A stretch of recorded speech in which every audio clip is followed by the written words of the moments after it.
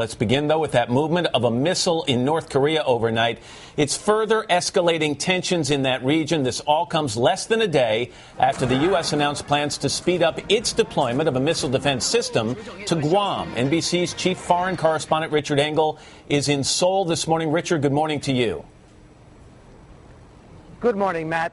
South Korea says the North has moved this missile to its coast, possibly for a test fire or deterrence. It seems to be a medium-range missile capable of reaching Japan, South Korea, maybe Guam, but not the United States.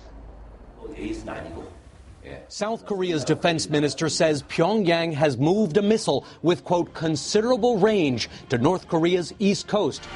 But it's a provocative step, as today North Korean state television said, we formally informed the White House and Pentagon that the U.S. ever-escalating policy and reckless nuclear threats will be smashed by the will of the people, the united military, and cutting-edge, small, light nuclear strike means. The Pentagon announced it would deploy an anti-ballistic missile system like this one to Guam in the Pacific.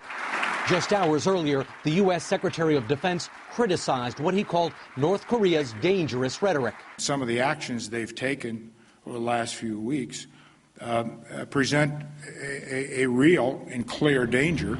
We take those threats seriously. But can the North attack the U.S.? U.S. officials tell NBC News North Korea does have missile-deliverable nuclear weapons, but with a range of about 1,000 miles, unable to reach the United States. But Seoul, just across the border, is certainly in range. But you wouldn't know it today. In South Korea, there's absolutely no sign of public concern.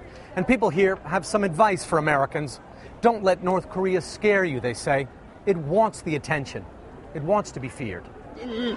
Still, when the 28, maybe 29-year-old North Korean leader threatens nuclear war, U.S. officials are taking actions to be prepared. Outrageous comments from North Korea and its leadership for decades. There's been bluster in the past. What's different in terms of the tone and the context this time around? I think what's different now, Matt, is capability.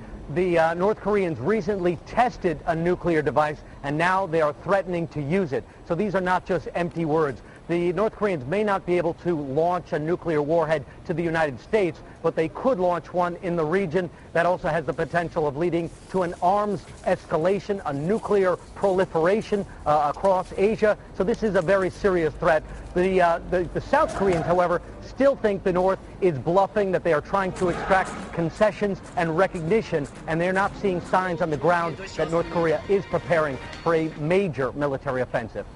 Richard Engel in Seoul this morning for us. Richard, thank you very much.